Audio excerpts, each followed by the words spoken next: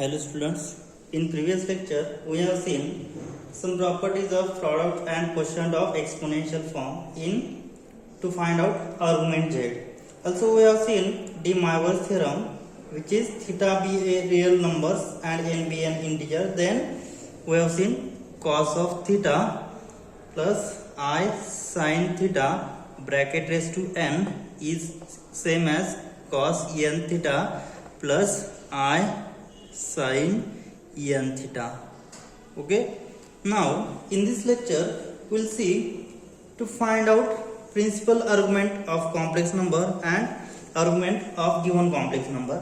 Now we have seen the property, if we have given complex number z is product of two complex number z1 into z2, then argument of z1 into z2 is equal to given by argument z1 plus argument z2. And also we have seen, so this is product of two complex number. If we have given quotient of two complex number, then z can be written as z1 upon z2. So this complex number has argument, so argument of z1 upon z2 is nothing but argument z1 minus argument z2, right? So this is the argument of complex number, and this argument theta is lies between 0 to 2 pi, and principal argument is denoted by argument z. So this is the principal argument of z and defined by, so this is principal argument of z, and this argument value lies between minus pi less than argument z less than equal to pi. Then we say that the argument is principal argument. Now, so argument z is nothing but principal argument z plus 2k pi. For this k, this is for suitable value of k such that k belongs to set of integers. So argument z is lies between minus pi less than equal to minus pi less than argument z less than equal to pi, and argument z is lies between 0 to 2 pi. Now let's solve the examples to find out principal argument of following complex numbers. Now let's see. So example, find the principal argument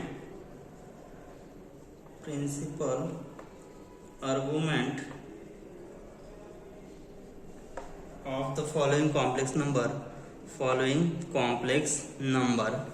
So first one is z is equal to I upon minus 2i, and second one z is equal to root 3 minus I bracket raised to 6. Now let us find out the argument of given complex number. So this complex number is of quotient form, and here this complex number is a plus ib raised to n of the form. Now let us find out the argument. So see the solution of first. Now we have what we have. So if z1 is equal to z2 is the complex number, then argument of z1 upon z2 is equal to the formula argument z1 minus argument z2, right? Now let's find out separate argument z1 and z2. So here z1 is I and z2 is minus 2i, right? So here z1 is the complex number I and z2 is another complex number which is minus 2i. So we have seen the representation. If complex number is in first quadrant, means what, x is positive and y is positive, then argument is theta. If complex number is in second quadrant, means what, x is negative and y is positive, in that time argument z is pi minus theta. And if x is negative and y is also negative, at that times argument z is minus pi plus theta. And if x is positive and y is negative, for that we get the argument which is minus theta. Also we have seen, if x is complex number is purely real number and x is negative, at that time angle is pi. So if we have complex number is purely real number and x is negative, at that time argument is pi. And if complex number is purely real number and x is positive, for that we get argument z is 0 for x is positive. So and if the complex number is purely imaginary, means which is on y axis, and y is positive, at that time argument z is pi upon 2. And if y is negative, at that time we get the angle which is 3 pi by 2 or 3 pi by 4, or we see that it is 270 degree, or in clockwise direction we say that it is angle is minus pi by 2. Okay. So simply remember this: if complex number is in first quadrant, then angle theta. If complex number is in second quadrant, then which is pi minus theta. If complex number is in third quadrant, then which is minus pi plus theta. And complex number is in fourth quadrant, then argument z is minus theta. So here I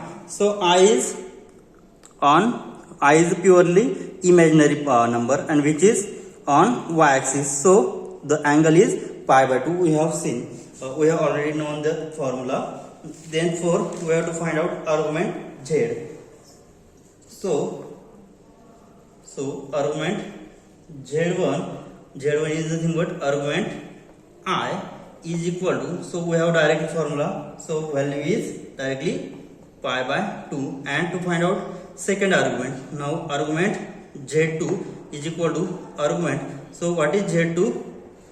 Argument z2 is equal to argument of minus 2 minus 2i, minus 2 minus 2i, right? So minus 2 minus 2i is in third quadrant. So third quadrant we have the formula minus pi plus theta, where theta is equal to tan inverse mod y by x, which is equal to tan inverse mod. So what is value of y? Which is absolute value. So minus 2 upon minus 2, which is tan inverse 1. So tan inverse 1 will be pi by 4. So using this value in this equation, so we'll get argument z2. z2 is nothing but minus 2 minus 2i is equal to minus pi plus theta is pi by 4. So after solving, minus 4 pi plus pi means minus 3 pi by 4, which is argument of z2. Now to find out argument z1 upon z2, so we'll get, so argument z1 upon z2 is, therefore argument z1 upon z2 is equal to argument z1 minus argument z2. Therefore to find out argument of I upon minus 2 minus 2i, which is equal to argument I minus argument minus 2 minus 2i, which is equal to, so argument I is, which is pi by 2, minus argument minus 2 minus 2i, which is minus of minus 3 pi by 4, which is equal to pi by 2 plus 3 pi by 4. So which is equal to, so multiply and divide by 2, so we will get denominator 4. So 4 2 pi plus divided by 4, here 3 pi. So denominator is same, addition of numerator, which is 5 pi. So argument I upon minus 2 minus 2i, which is 5 pi upon 4. So this is the argument. So this value is greater than pi, because here 5 upon 4 is nothing but 1 point something value, so which is greater than pi. So this is not principal argument. So what is principal argument? If this is principal argument, then this value will lie between minus pi to pi, because capital argument z. So this is the principal argument z, when this value lies between minus pi strictly less than argument z less than equal to pi, then we see that this is principal argument, but this value is greater than pi, so this is not principal argument. Now to find out principal argument, so argument z, therefore the principal argument is the principal argument is equal to, so principal argument is equal to 5 pi upon 4, so plus 2k pi for suitable value of k which belongs to z. Now substituting any suitable value for k, for which we get this value is lies between minus pi to pi, so minus pi strictly less than argument z less than equal to pi. For that I will put value of k will be minus 1. At that time what will happen, so let's see. If we put k is equal to minus 1, so see, for k is equal to 1 in this equation, so principal argument z is equal to, for k is equal to 1, for k is equal to minus 1, I will get 5 pi upon 4 minus 2 pi, for I have put k is equal to minus 1 in this equation, so we will get 5 pi minus 8 pi upon 4, which is minus 3 pi upon 4. So this value is lies between minus pi less than minus 3 pi upon 4 less than equal to pi, right? So minus 3 pi by 4 is lies between in this interval, so that's why we see that, so principal argument z is minus 3 upon 4. So this is principal argument, this is principal argument z of given complex number. So this is the solution of first example. Now let's see the second example. So second example is square root z is equal to square root 3 minus I raised to 6th power. So we have seen the remark, argument of a plus ib raised to n is nothing but n times argument.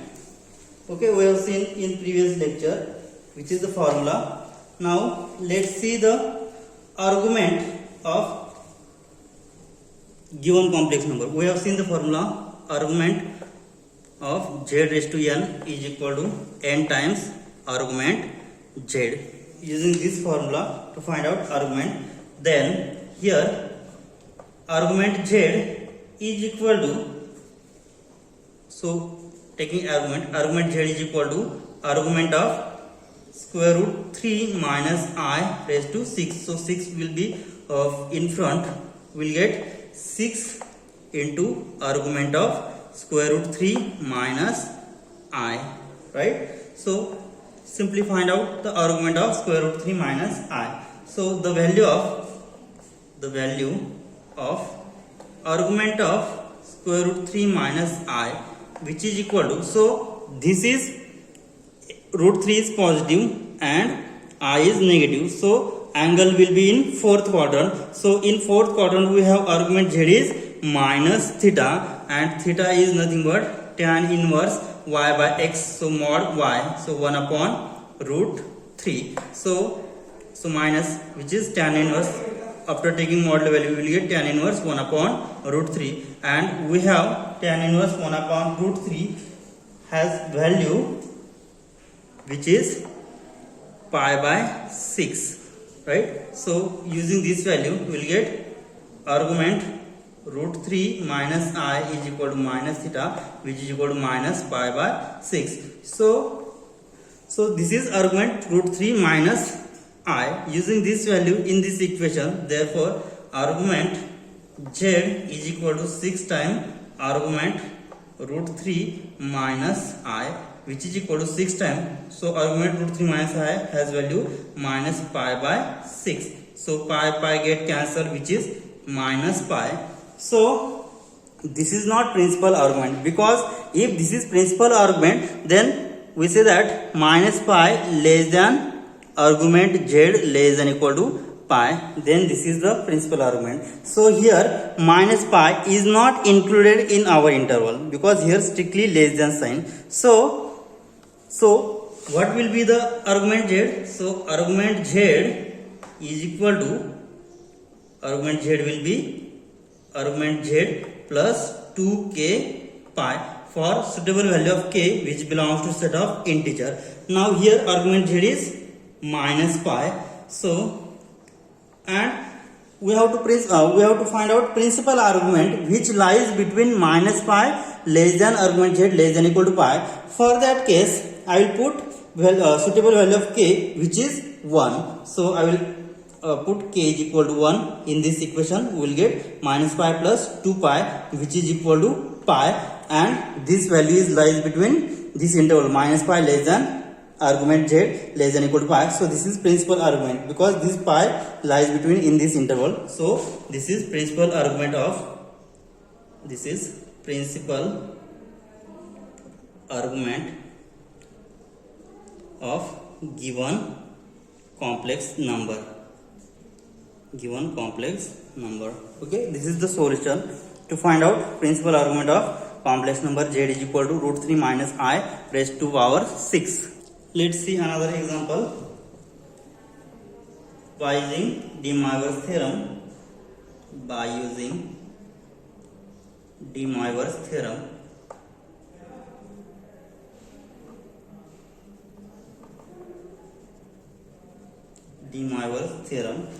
derive the following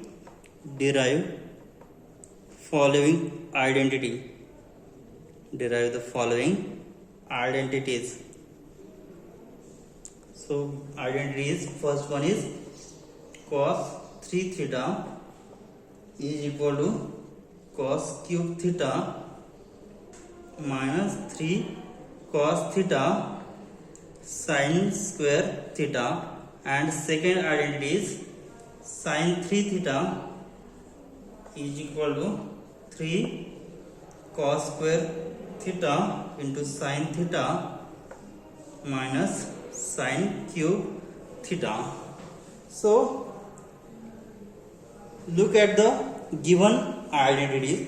Here cos 3 theta, so here 3 theta and here is again sin 3 theta. Means what?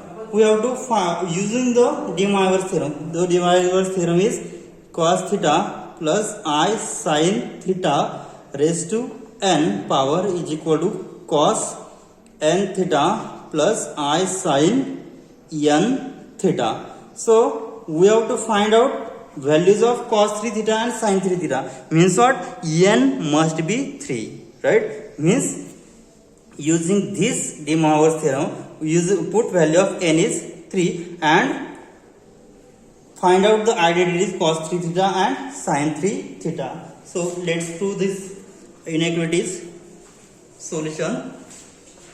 So we have De Moivre's theorem. So from De Moivre's theorem, what is De Moivre's theorem?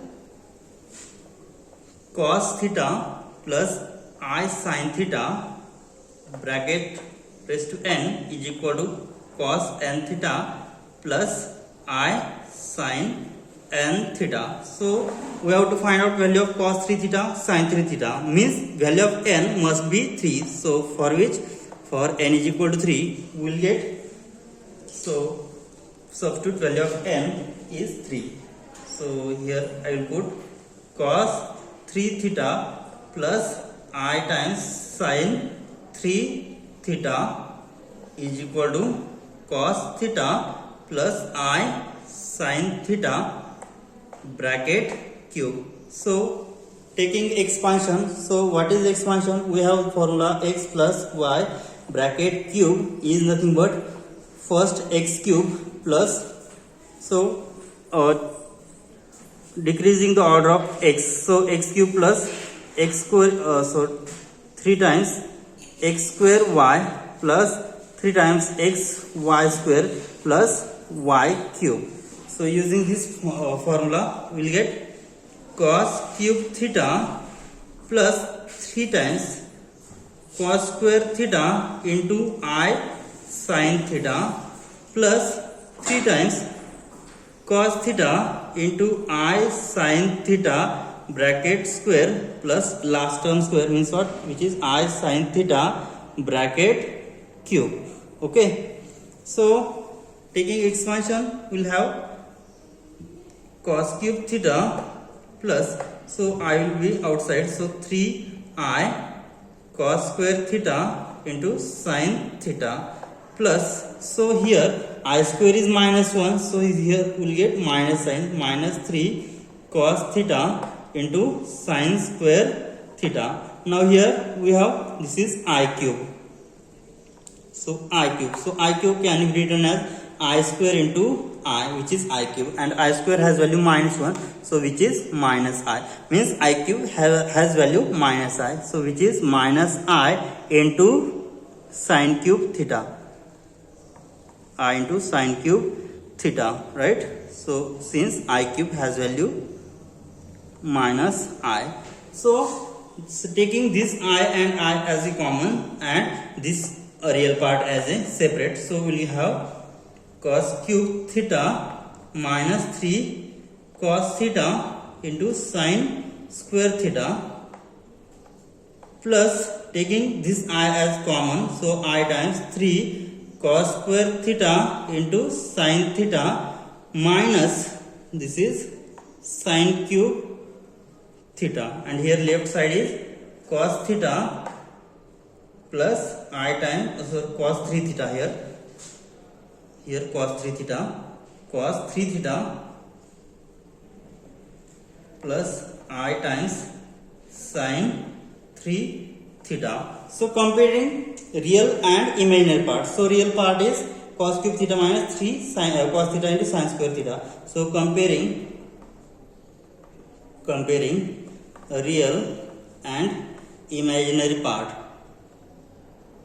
we will have cos 3 theta is equal to cos cube theta minus 3 cos theta into sin square theta, and imaginary part will be sin 3 theta is equal to 3 cos square theta into sin theta minus sin cube theta. So this is our inequality which we have to prove here. Now let's see another example. So this is cos 3 theta is equal to 3 cos square theta into sin square theta. Let's see one more example. Show that first one is, if z is a complex number x plus I times y and xy are real numbers, and mod x plus mod y is less than equal to k times mod z, then find value of k, then find value of k such that mod x plus mod y less than equal to k times mod z. So this is first, and second one is, if z is the complex number x plus iy and where x is greater than 0, y is greater than 0, then show that mod z is greater than equal to 1 upon root 2 into x plus y. So let's see the solution. Now we have given complex number z which is x plus iy, and x and y belongs to real number r, and to show mod x plus mod y less than equal to k times mod z, then in that case we have to find out value of k. So here, so first one, now we have the result for every x belongs to real number r, we have absolute value of x is nothing but square root of x square, because square root of x, any number is always positive. So because absolute value of x is nothing but plus minus x, and square root of x square is again plus minus x, so mod x is same as square root x square. Okay, therefore after taking square, mod x square means mod x square is equal to square root of x square, means what? X square. So both values are same. So we have what we have, square of any number is always greater than or equal to 0. Okay, so we have the property mod x minus mod y whose square is always greater than or equal to square. We have already this result. Okay, because square of any non-zero number is always greater than or equal to 0. Now, so taking square, what will happen? So after taking square, so we'll get mod x square minus 2 times mod x into mod y plus mod y square, which is greater than or equal to 0. Okay, so here this is minus mod x into mod y. I will write down on RHS. So we'll get mod x square plus mod y square greater than or equal to 2 times mod x into mod y. Okay, so we have to prove that mod x plus mod y is less than or equal to 2 k times mod z. Okay, now so here I will write this as, so this can be written as 2 times mod x into mod y less than or equal to mod x square plus mod y square.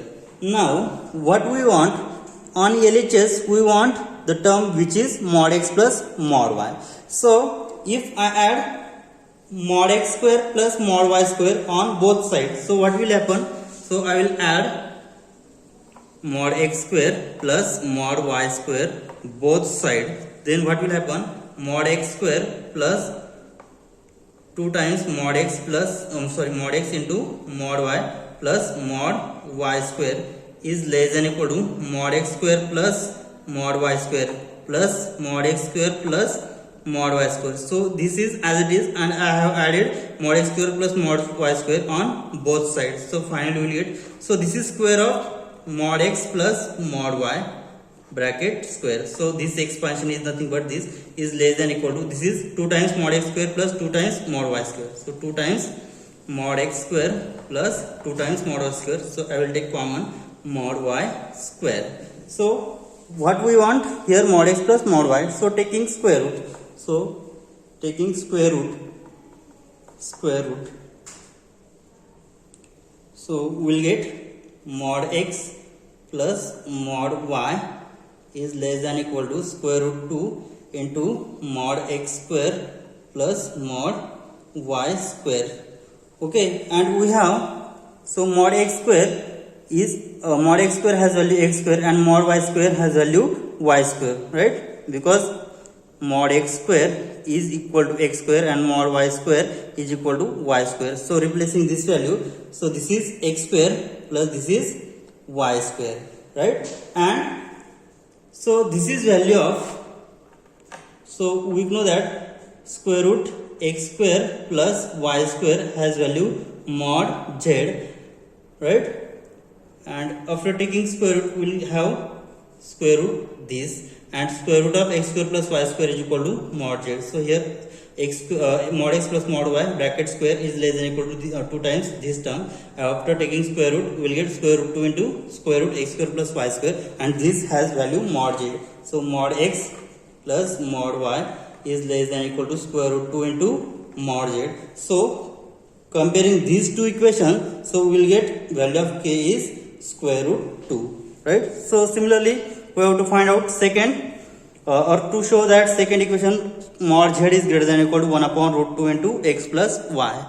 So here we have given simply x plus y, and here we have given in this expansion mod x plus mod y. So to show this result, now we have the result x minus y bracket square is always greater than or equal to 0. So taking this expansion, we will have x square plus y square minus twice xy is greater than or equal to 0. So I will put this term on RHS. We will have x square plus y square is greater than or equal to 2 times x into y, right? So on RHS, so this is RHS. So here we want x plus y term. Okay, so I will add x square plus y square on both sides. So add x square plus y square on both sides. So what we'll have, so x square plus y square, so we'll get here 2 times x square plus y square on left hand side. On right hand side we'll have x square plus twice xy plus y square. So here 2 times x square plus y square, which is greater than or equal to, so this is the expansion of x plus y bracket square, right? So taking square root and this, so after taking square root we will have root 2 into square root x square plus y square greater than or equal to x plus y. And so we have this, this is nothing but, so if we have z is equal to x plus iy, then mod z is nothing but square root x square plus y square. So using this value we will have root 2 into mod z greater than or equal to x plus y. So dividing root 2 on other side we will have mod z greater than or equal to 1 upon root 2 into x plus y, and this is the our final result. So hence the proof. Okay, we will stop here. In next lecture we will see some examples on complex number to find out the expansion for the complex number cos raised to n theta or something, sin raised to n theta. Okay, we will stop. Thank you.